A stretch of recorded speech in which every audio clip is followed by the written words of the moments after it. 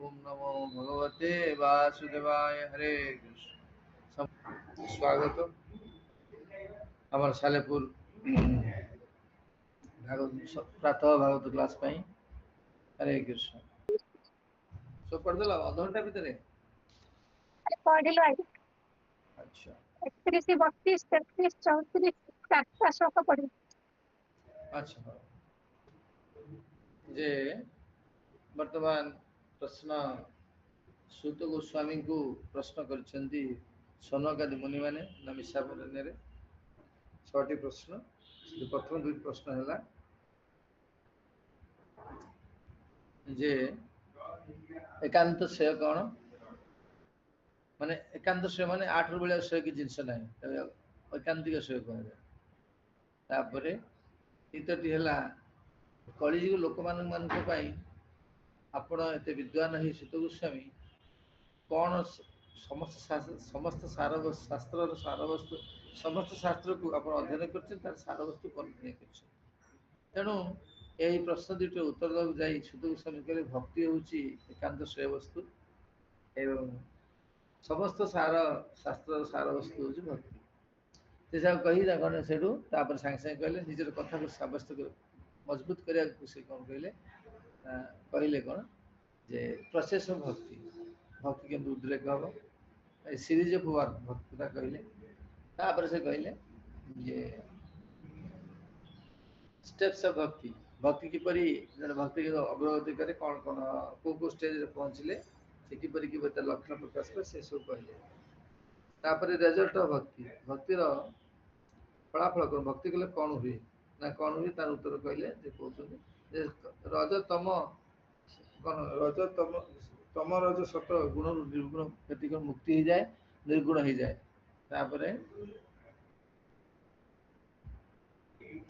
तापर से कौन करछथि ना निजर भक्ति को जो कहले भक्ति तो भक्ति जे एकांत श्रेय ताको पुणी साब्यस्त करिया कहउछथि जते प्रकार प्रोसेस अछि जते प्रकार उपाय अछि सब उपाय मध्य ये भक्ति कौन करछि ना स्पर्श करछि वासुदेव पर आज्ञान वासुदेव पर आदो इत्यादि इत्यादि ये सब कहले कहि सारा परे से कहउछथि जे भक्तिर भक्ति द्वारा कौन हुए ना भगवान विष्णु को आराधना भक्ति कहाँ से संयुक्त भक्ति हो भगवान से संयुक्त अतः भगवत आराधना नित्य एकांत तापूर्व से कहले विष्णु आराधना ही सर्वश्रेष्ठ आराधना आउ अन्य देव आराधना ठीक नुहे से कहले कौन जे अन्य देवता उपासना कौन कौन कहले निरसन करी नाहंती अन्य देवता उपासना को किपरि उपासना करा जाए अन्य देवता मान को किपरि भार उपासना करियो अर्थात अन्य देवता गुडी भगवान अंश विशेष भाव में आराधना करिवो एवं असमान करिवनी किंतु विष्णु तो समान बोली मन करिवनी ए कथा से कहले कहि सारा परे पुणी कहउछन कोन आज कौन कहले जे भगवान कहीं आराध्य से कहउछन एति पय कहउछन जे भगवान कहीं आराध्य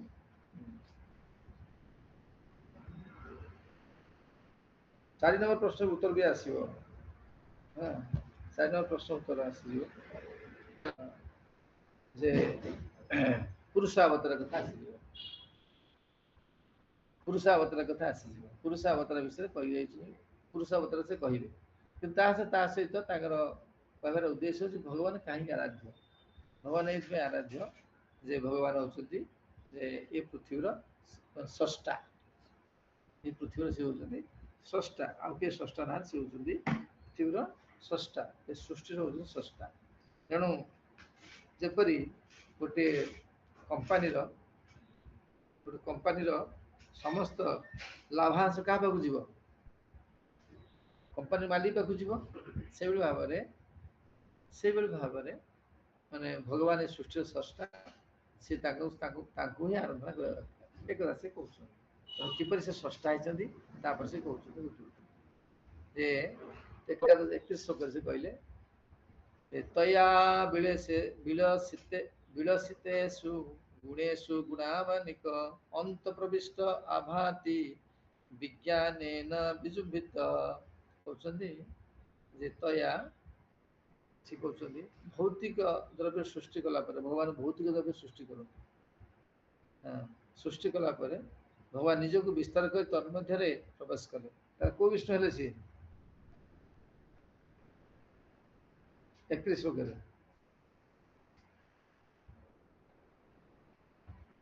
को विष्णु हेले गर्भोदक सही विष्णु की कहले आज्ञा की कहले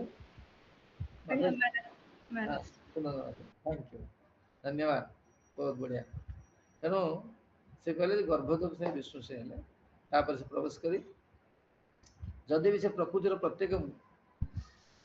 भौतिक गुणर अंतराल रे अवस्थित तथापि से तन्मध्य थिबा एक जीव भली देखा जाए अंतराल रे अवस्थित से सर्वदा निज दिव्य अवस्था रे प्रतिष्ठित एवं देदीप्यमान पूर्ण प्रकाश तेणु एक राशि कहले जे जे भगवान गर्भोदक विष्णु हेले तापरे पुणी कहउछन्ति जे जथा 32 रे कहउछन्ति जथा हि अवहित वर्णि दारु श्वेकः सुजोनिषु नानेव भाति विश्वात्मा भूतेषु तथा च तथापमान से कहउछन्ति जे भगवान किपरि भाव सर्वत्र व्यापी माने व्यापी गेछन् किपरि जेमति जथा हि अवहितो माने माने कौन होउछन्ति ना जेपरि कौन होउछि काठरे अग्नि अछि काठरे अग्नि अछि ना नै काठरे जदि अग्नि नथांता काठरे अग्नि जेमति घर्षण द्वारा कौन करे काठरे थिबा अग्नि बाहरे सेबि भावरे भगवान कौन करते सर्वत्र विद्यमान अछन्ति समस्त पदार्थ भगवान परिव्याप्त होइछन्ति को हिसाब रे अछन्ति परमात्मा हिसाब रे परिव्याप्त अछन्ति हैं भगवान सर्वदा कौन अछन्ति ना परमात्मा पर परिव्याप्त अछन्ति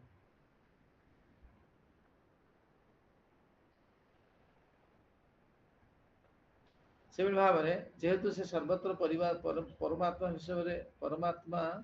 हिसाब से सर्वत्र विद्यमान अछन्ति तेणु से कौन करछन्ति ना कौन करछन्ति से सर्वत्र परिप्रकाश हो पारछन्ति जेमति अग्नि काठरे सर्वत्र विद्यमान और घर्षण कला मात्रे कौन हम अग्नि कौन करिवो प्रकाश पाइबो से भाव में भगवान सर्वत्र विद्यमान थिबा जुगु से कौन हबे प्रकाश पाइबे सर्वत्र प्रकाश पाइबे जेमति प्रहलाद महाराज खंबर प्रकाश करिथिले तेणु भगवान होचନ୍ତି से परमात्मा पर सर्वत्र विद्यमान एक राशि में बुझेइले तापरे कहले तार कार्यकलाप 33 श्लोक रे को तार कार्यकलाप कोन करछन्ती कार्यकलाप कोन कार्यकलाप होउची जे असो गुणमय रिभावि भूत सूक्ष्मेन्द्रियात्मभि सो निर्मितेषु निर्विष्ट भुक्ते भूतेषु तद्गुणान् से कौन करछन्ति ना से कौन करछन्ति जे प्रत्येक हृदय रे वास करिकि कौन करछन्ति जीवको भूत प्रकृति गुण द्वारा प्रभावित जीव मान मध्य से परमात्मा वास करछन्ति परंतु सेमानक परिणाम को भोगाइबा निमित्त अवचेत मन प्रेरणा दियन्ति तासे जहाँ प्रत्येक हृदय रे वास करछन्ति एमिति जड़ चेतन सबुठी वास करछन्ति माने नाही जे को नाहांती बोली तो से कौन करछन्ति प्रवेश कर से कौन करछन्ति अवचेतन मन को से कौन करछन्ति ना कौन करछन्ति प्रकाश करछन्ति अवचेतन मन को प्रेरणा दोजंती कर मन अवचेतन है कि अछि तने से मन को प्रकाश करछन्ति एपरि कि 84 लाख जीवजनी अछन्ति हां 84 जीवजनी अछन्ति समग्र जीवजनी 84 लाख व्यक्त कराई एटा मते विज्ञान कौन करछि ग्रहण करूछि सर्वोच्च बुद्धिमान ठारू बुद्धिमान ब्रह्मांड ठारू आरंभ करी अति नगण्य पिपुड़ी पर्यंत 84 लाख जीव अछन्ति एवं एमाने समस्त सेमान स्थूल भौतिक शरीर एवं अवचेत मनर इच्छा अनुଯାयी संसार सुख भोग करछन्ति तो ब्रह्मा भी संसार सुख भोग करछन्ति केमिति ना स्थूल शरीर माध्यम स्थूल भौतिक शरीर सूक्ष्म मनर अवस्था अनुଯାयी गठित स्थूल भौतिक शरीर सूक्ष्म मनर अवस्था अनुଯାयी गठित जेमती मनकर जाऊ मनकर जड़े गोटे मूर्तिकार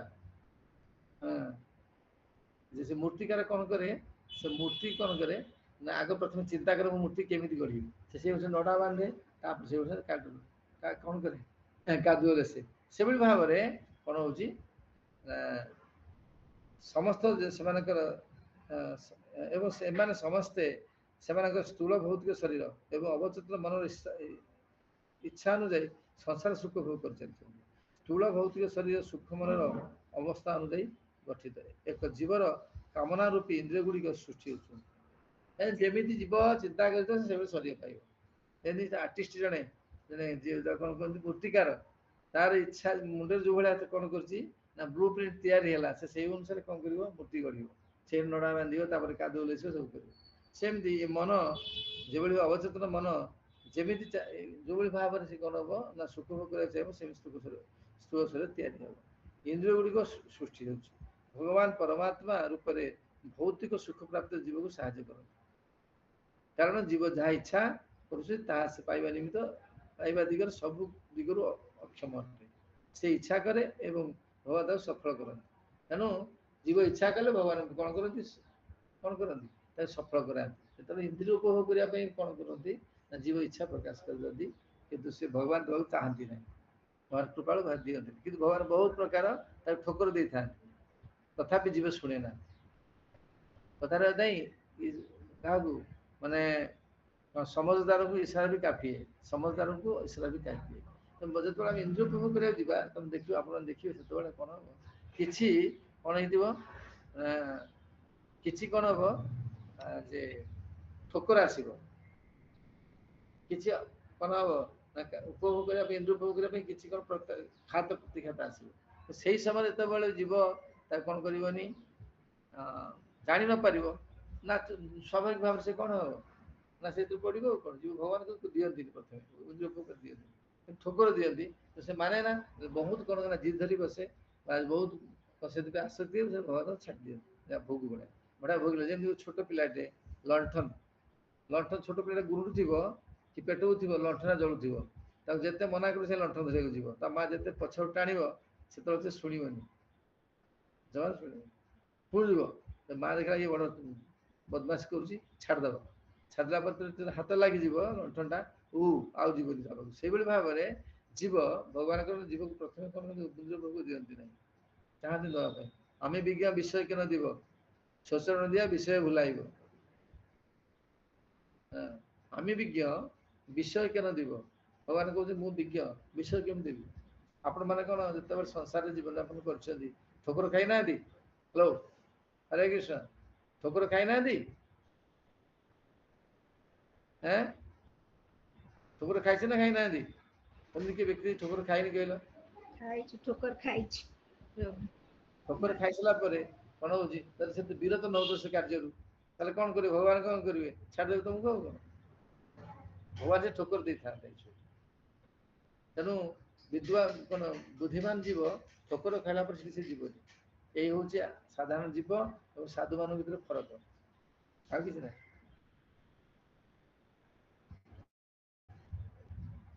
କାରଣ ଜୀବ ଯାହା ଇଚ୍ଛା କରୁଛି ତାହା ସେ ପାଇବା ଦିଗରେ ସବୁ ଦିଗରୁ ଅକ୍ଷମ ଅଟେ। ସେ ଇଚ୍ଛା କରେ ଏବଂ ଭଗବାନ ତାକୁ ସଫଳ କରାନ୍ତି। ଅନ୍ୟ କଥାରେ ଜୀବଗଣ ଭଗବାନଙ୍କର ଅଂଶବିଶେଷ ଘଟନ୍ତି, ତେଣୁ ସେମାନେ ଭଗବାନଙ୍କର ସହାୟକ ଅଟନ୍ତି। ଭଗବତ ଗୀତାରେ ଏକଥା କୁହାଯାଇଛି ଯେ ଭଗବାନ କୃଷ୍ଣ ହଉଛନ୍ତି 84 ଲକ୍ଷ ଶରୀରଧାରୀ ଯେତେ ଜୀବ ଅଛନ୍ତି ସେମାନଙ୍କ ସମସ୍ତେ ତାଙ୍କର ସନ୍ତାନ ସ୍ୱରୂପ। ତେଣୁ ବାପା କେବେ ଚାହିଁବ ପୁଅଟା ଯାଇକି ମଦ ଖାଉ କି ଏଥିରେ ବୁଲୁ, କେବେ ଚାହିଁବନି ସେ। ଭଗବାନ ତେଣୁ ତାଙ୍କର ସମସ୍ତ ସ୍ୱରୂପ, ସନ୍ତାନ ସ୍ୱରୂପ। ଭଗବାନଙ୍କର ଆମର ସନ୍ତାନ। ମମେବାଂଶ ଜୀବ ଲୋକ ଜୀବ ଭୂତ ସନାତନ। କେବେ ପିତା ଚାହେଁ ନା ପୁଅଟି ତାର ସନ୍ତାନଟି କଣ ନା ନିଚ ସ୍ତରକୁ ଯାଉ। ଭଗବାନ ବହୁତ କଣ କରିଛନ୍ତି ନା ବ୍ୟବସ୍ଥା କରିଛନ୍ତି, ହେଲେ କଣ ହବ, ଜୀବ ଏତେ ସଂସାର ପ୍ରତି ଆସକ୍ତି ଯେ ସେ କେବଳ ସେ କଣ କରିବନି ନା ସେଥିରୁ ସେ ବିରତ ହବନି, ଚାଲିବ। ଭଗବାନ ଦେଇଦିଅନ୍ତି, ଠୋକର ଖାଇଲା ପରେ ବୁଝିବ। କାହାକୁ ତ କଣ ନିର୍ଦ୍ଧନ କରିଛନ୍ତି, କାହାକୁ ସବୁ ସମ୍ପଦ ସୁଖ ଦେଇକି ମଧ୍ୟ ତାପରେ ସୁଖ ଶାନ୍ତି ନାହିଁ। କାହାର ପତିକି ନେଇଯାଉଛନ୍ତି, କାହାର ପତ୍ନୀ ନେଇଯାଉଛନ୍ତି, କାହାର ସନ୍ତାନ ସନ୍ତତି ମାନେ ତାକୁ ତିରସ୍କାର କରୁଛନ୍ତି, ତଥାପି କଣ ବୁଢା ଘର ଛାଡୁଛନ୍ତି କି? ହ୍ୟାଲୋ, ବୁଢା ଘର ଛାଡୁଛନ୍ତି? ସବୁ ବାହାନା, ବିଭିନ୍ନ ବାହାନା। ଆଜ୍ଞା କଣ କି ଅମକ ହେଲା, ସମକ ହେଲା, ବାହାନା। ଏଇ ହଉଛି ମାନେ କଣ ନା ନିର୍ବୋଧ ଜୀବର କାର୍ଯ୍ୟ। ପ୍ରକୃତ ଯାହାର ବୋଧ ଜ୍ଞାନ ଅଛି, ବୁଝିବା ଜ୍ଞାନ ଅଛି, ସେ କେବେ ହେଲେ କାମ କରିବ, ଧଡା କିନ୍ତୁ ପଳେଇ ଆସିବ ସଙ୍ଗେ ସଙ୍ଗେ। संगे संगे पळै आस जीवन पशुतुल्य जीवन यापन या जीवन पशुतुल्य जीवन यापन जीव कर मन रख समस्ते केते दूर आपण माने शुणुछन सत किंतु केते दूर कोन करूछन पालन करूछन कादम्बिनी केते दूर पालन हो जेटा कृष्ण को निश्वास चेतनाटा या नुहे कृष्ण चेतना हो पालन करवा तिलक मारिदेवा माली पिंधवा आते बसी जा दीक्षा नहीं जा ये कृष्ण चेतना कृष्ण चेतना अर्थ हूँ अंगीकार करवा कविदास बढ़िया कहते नाहे धोए भाई क्या हुआ नाहे धोए भाई क्या हुआ मन की मैला न जाए मीना सदा जल में रहे मीना सदा जल में रहे धोए बासन जाए कबीरा धोए बासन जाए मीन तिलक माला कले कौन हो नाहे धोए भाई क्या हुआ कविदास बढ़िया कहते मनर मैला जाऊनी विषय शक्ति जाऊनी जपरी आमर माछ सब जल रोचे बारंबार धोई हो देह प्रति क्षण से धोई होनी किंतु ता देह गंध जाऊँ कि जाऊनी सेमती तिलक माला करदे कौन हम ताकू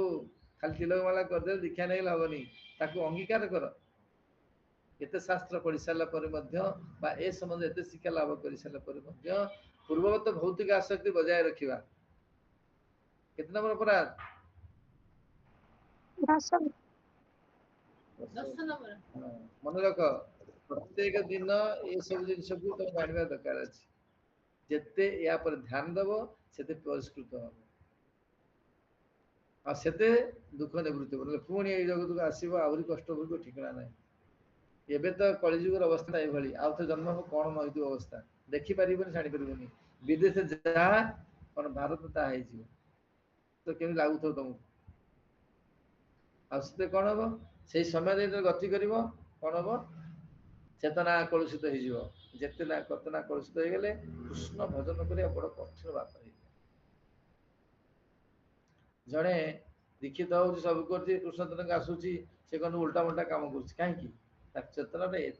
परिष्कृत चेतना कलुषित चेतना जे कृष्ण कनसियसनेस भलिक धरी पार तार उल्टा से प्रयोग कर संतान सुख दुख भोग परोक्ष पितार सुख दुख ही भोग अटे तथापि कौन प्रकार पिता पुत्र सुख दुखर प्रत्येक प्रकार प्रभावित हुए ना से एपरी दयालु जे सर्वदा जीव सहित परमात्मा अच्छा सर्वदा जीव को प्रकृत सुख आड़ को उन्मुख करने निमित्त निरंतर प्रयास कर भगवान सब चेष्टा कर निरंतर प्रयास कर जीव मो पाक आसू जीव जाऊँ कि जीव जाऊँगी केबे भी जीव जाऊनी प्रत्येक मुहूर्त मो पाक आसू कृपा करके साधु मान पठे कृपा करके भौतिक जगत देले कौन अच्छी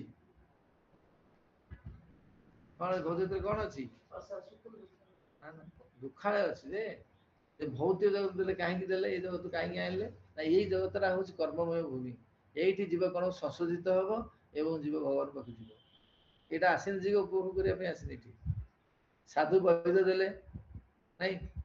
साधु रूप को वैध देले कौन औषध कौन औषध कौन दिगला खाली डाक्तर तो रोग भल हो कि औषध खाइले हम ना डाक्तर खाली प्रेस्क्रिप्शन करदे मेडिसिन थोड़ा टेबलेट प्रेस्क्रिप्शन थोदेल रोग भल हम कौन दे औषध दे मेडिसिन कौन कले प्रेस्क्राइब कौन कले प्रेस्क्रिप्शन कौन लिखले हाँ दस इट इज कलिजुग विष्णु जत या जत मकई द्वापरे परिचर्या कलौता तो हरिकीर्तन यहाँ प्रेस्क्रिप्शन है डायग्नोसिस है तो कलिजुग आप कौन करूँ ना जो कौन ना हृदरोग अच्छी काम ताकू निर्माण करने कौन कौन एने औषधि माया नासिबार लगी हरि नाम महामंत्र लह तुमी मागी हरि नाम महामंत्र लह तु मागी कि मागी नौ कहल देखिया କେତେ ଜଣ ଭାଗ୍ୟବାନ ବ୍ୟକ୍ତି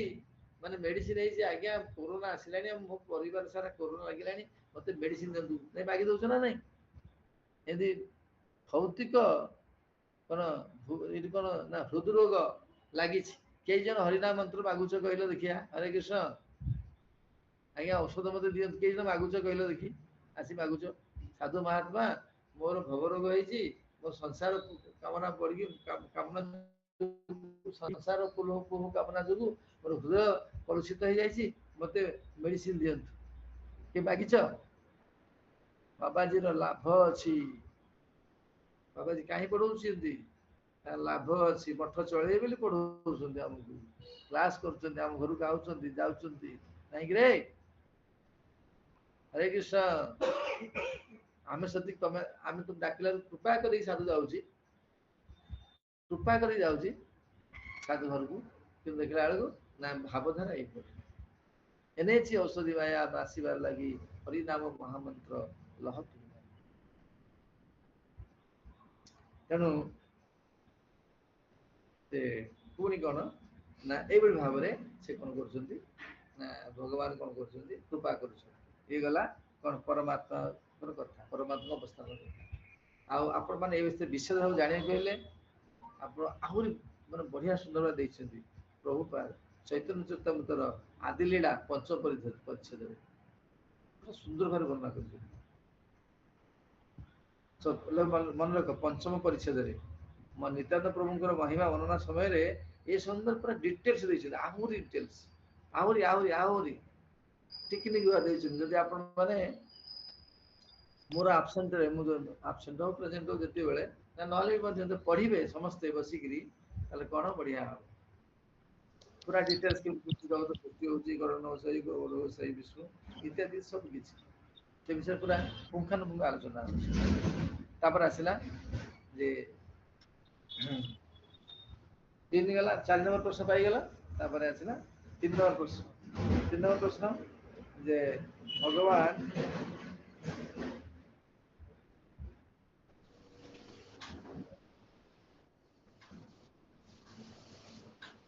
ଭଗବାନ କଣ କରୁଛନ୍ତି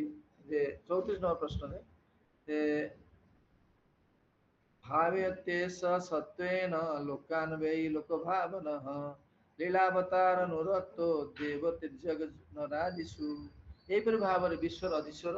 ଯେ ଭଗବାନ ମାନବ ଦେବତା ନିଚେତର ପ୍ରାଣୀ ମାନଙ୍କର ଦ୍ୱାରା ବି ପରିପୂର୍ଣ୍ଣ ସମଗ୍ର ବ୍ରହ୍ମାଣ୍ଡକୁ ପାଳନ କରୁଛନ୍ତି ଏବଂ ସେ ସମସ୍ତେ ପାଳନ କରୁଛନ୍ତି କେହି ବି ନାହାନ୍ତି ନା କରୁନାହାନ୍ତି ସମସ୍ତେ ପାଳନ କରୁଛନ୍ତି ଏବଂ ସେ ଲୀଳା ପୂର୍ବକ ଅନେକ ଅବତାର ଗ୍ରହଣ କରୁଛନ୍ତି କାହିଁକି କାହିଁ କରୁଛନ୍ତି କାର୍ଯ୍ୟର ଆବଶ୍ୟକତା ଅନୁଯାୟୀ ସେ ଲୀଳା କଣ କରନ୍ତି ଅନେକ ଅବତାର ଗ୍ରହଣ କରୁଛନ୍ତି ଆରେ ହରି ବଲ କଣ କରୁଛନ୍ତି ଅବତାର କଣ କରୁଛନ୍ତି ଅବତାର ମାଧ୍ୟମରେ ସେ କଣ କରିବେ ଦୁଷ୍ଟ ଦଳନ କରିବେ ସନ୍ଥକୁ ପାଳନ କରିବେ ଆଉ ଜଗତରେ ଭୌତିକ ଜଗତରେ ଗୋଟେ ପ୍ରିନ୍ସିପଲ ଯାହା ଧର୍ମ ଯାହାକୁ ଧର୍ମ ନୀତି ସଂସ୍ଥାପନ କରିବେ ଅଧର୍ମ ବଢିଯାଏ ବେଳେ ବେଳେ ଦୁଷ୍ଟ ଲୋକମାନେ ଅଧର୍ମ ବଢେଇ ଦିଅନ୍ତି ଆଉ ସେଇ ଅଧର୍ମକୁ ବିନାଶ କରି ଧର୍ମକୁ ସଂସ୍ଥାପନ କରିବେ ତା ସହିତ କିଛି ଲୀଳା କରିବେ ଲୀଳା କଲେ କଣ ହବ ନା ଭକ୍ତ ମାନେ କଣ କରିବେ ତାକୁ ଆସ୍ୱାଦନ କରିକି କଣ କରିବେ ଜଗତରେ କଣ କରିବେ ଜୀବନ ଯାପନ କରିପାରିବେ ଆମେ ଶରୀର ଧାରଣ କରୁଛୁ କଣ ପାଇଁ ଯେ ଖାଇଲେ ହବ ନା ଆଉ ସେମିତି ଯେ ଭକ୍ତ ମାନଙ୍କର ଜୀବନ ଧାରଣ କରିବେ ଜଗତରେ କିପରି ଭାବରେ ଅବସ୍ଥାନ କରିବେ ଆଇ ପର୍ଯ୍ୟନ୍ତ ଶେଷ ଜୀବନ ପର୍ଯ୍ୟନ୍ତ କିପରି ନା ଭଗବାନ ଲୀଳା କଥା କରିବେ এটা দর্শন সম্বন্ধে কেতে বারবার হয়েছে অনুগ্রায় ভক্তানাং মানুষিম তনুআশ্রিত ভজନ୍ତି গীতা দুষ্ক্ରୀଡ଼ା ଯାସୁତ୍ୱା ତତ୍ପର ହେବ ସୁଖଦେବ ଗୋସ୍ୱାମୀ କହୁଥିଲେ ଭାରତ ଭଗବାନ ଲୀଳା କରୁଛନ୍ତି ସେ ଲୀଳା ଗୁଡ଼ିକୁ ଲୀଳା କରନ୍ତି କାହିଁକି ନା ଆମ ମାନଙ୍କ ପାଇଁ ଭକ୍ତ ମାନଙ୍କୁ ଅନୁଗ୍ରହ କରି କାରଣ ଭକ୍ତମାନେ ଏଇ ଲୀଳାକୁ ଅବଲମ୍ବନ କରି କଣ କରିବେ ଯାହାକୁ ଶୁଣିଲେ କଣ ହବ ସେଇ ପରମ ପୁରୁଷ ଭଗବାନ ସର୍ବାଶ୍ରୟ ଭଗବାନଙ୍କ ପାଖରେ ଶରଣାପନ୍ନ ସେଥିପାଇଁ ସେ ଲୀଳା କରୁଛନ୍ତି ଲୀଳାକୁ ସେଇ ସଂଗଠନ ଦେଇଥିଲେ ଏପରି ଭାବରେ କଣ ହଉଛି ଆମେ କଣ କଲେ ହଉଛି ସେମାନଙ୍କୁ ସେ ଉଦ୍ଧାର କରିବା ପାଇଁ ଏପରିକି ସେ ଉଦ୍ଦେଶ୍ୟ ହେଲା ଯୋଉ ଜୀବମାନେ ବିଶୁଦ୍ଧ ସତ୍ୟରେ ରହିଛନ୍ତି ସେମାନଙ୍କୁ ଉଦ୍ଧାର କରିବେ ଲୀଳା କରିବାର ଉଦ୍ଦେଶ୍ୟ ହଉଛି ବିଶୁଦ୍ଧ ସତ୍ୱ 3ଟା ସ୍ତର ଗୋଟେ ହଉଛି ତମ ଗୁଣ ସ୍ତର ଆଉ ଗୋଟେ ରଜଗୁଣ ସ୍ତର ଆଉ ଗୋଟେ ହଉଛି ସତ୍ୟ ଗୁଣ ସ୍ତର ସତ୍ୟ ଗୁଣରେ ଜ୍ଞାନ ଉଦୟ ତାପରେ ଉପରକୁ ଗଲେ ବିଶୁଦ୍ଧ ସତ୍ୱ ଆଉ ଗୁଣର ପ୍ରଭାବ ନାହିଁ, ନିର୍ଗୁଣ ଅବସ୍ଥା, ଗୁଣର ପ୍ରଭାବ ନାହିଁ। ନିର୍ଗୁଣ, ନିର୍ଗୁଣ ଶବ୍ଦର ଅର୍ଥ କ'ଣ? ଭାବିବେନି ନାହିଁ ଗୁଣ ନିର୍ଗୁଣ କରିବେନି। ଯାହାର ଯୋଉଠି ଗୁଣର ପ୍ରଭାବ ନାହିଁ ବା ଗୁଣ କୋଉଠି ପ୍ରକାଶ କରିଥାଏ ନିର୍ଗୁଣ ଅବସ୍ଥା କରେ, ଯାହା ହଉଛି କ'ଣ ବିଶୁଦ୍ଧ ସତ୍ତ୍ୱ, ଏଇ ସ୍ତରକୁ ଗଲେ ହିଁ ଭଗବତ ଭକ୍ତି ହୁଏ। ତ୍ରିଗୁଣ ଭିତରେ ଅଛୁ ମହାରାଜ। ଧନ୍ୟବାଦ। ତେଣୁ ଏଇଭଳି ଭାବରେ ଆମେ ଶ୍ରୀଲ ପ୍ରଭୁପାଦଙ୍କର ଶ୍ରୀମଦ୍ ଭାଗବତର ଦ୍ୱିତୀୟ ଅଧ୍ୟାୟଟି ଆମେ ଶେଷ କଲେ। ଯୋଉଟା ବର୍ତ୍ତମାନ ପ୍ରାୟ 4ଟା ପ୍ରଶ୍ନ ଆଲୋଚନା କରିଦେଲେ ନାଇଁ। ପ୍ରଥମ ପ୍ରଶ୍ନ ଥିଲା କ'ଣ? କ'ଣ ଏକାନ୍ତ ଶ୍ରେୟ, ମାନେ ୟାଠାରୁ ଭଳିଆ ମଙ୍ଗଳ କିଛି ନାହିଁ, ଏଟା ହଉଛି ଭକ୍ତି, ତାର ଉତ୍ତର ହେଲା ଭକ୍ତି। ଦ୍ୱିତୀୟ ପ୍ରଶ୍ନଟି କ'ଣ ହେଲା? ଯେ ସବୁ ଶାସ୍ତ୍ରର ସାରବସ୍ତୁ କ'ଣ? ଭକ୍ତି, ତାର ଉତ୍ତର ଭକ୍ତି। 3ରେ ହେଲା ଯେ ଭଗବାନ କାହିଁ ସବୁ ମାନେ ଅବତାର ଗ୍ରହଣ କରୁଛନ୍ତି, 3 ତାର ଉଦ୍ଦେଶ୍ୟ ଜାଣିଲେ। 4ରେ ହେଲା କ'ଣ? ଯେ ପୁରୁଷାବତାର କଥା। 4ଟା ପ୍ରଶ୍ନ ହେଇଗଲା। ତାପରେ ଆଉ ତୃତୀୟ ଅଧ୍ୟାୟରେ କିଛି ବି କହିବେ, ଆଉ କିଛି ଅଳ୍ପ କହିବେ, ସେଇ 4 ନମ୍ବର ପ୍ରଶ୍ନ ପାଇଁ ଆଉ କିଛି କହିବେ, ଉତ୍ତର କହିବେ, ଅଳ୍ପ କହିବେ। ତାପରେ ଆସିବ 5 ନମ୍ବର ସ୍ତମ୍ଭ ଲୀଳାବତାର। ତାପରେ 6ଟା ହଉଛି ଭଗବାନ ଚାଲିଗଲା ପରେ ଧର୍ମ ଜ୍ଞାନ କାହାକୁ ଆଶ୍ରୟ ରହିଲେ। କ୍ଲିୟର? ଆଚ୍ଛା, କ'ଣ ଡାଉଟ୍ ରହିଲା ମନରେ କୁହ? ଗୋଟିଏ ମିନିଟ୍ ଖଣ୍ଡେ ଅଛି ବୋଧେ, ନା ହେଇଗଲାଣି? ତାର ଡାଉଟ୍ ଅଛି କିଛି ମନରେ?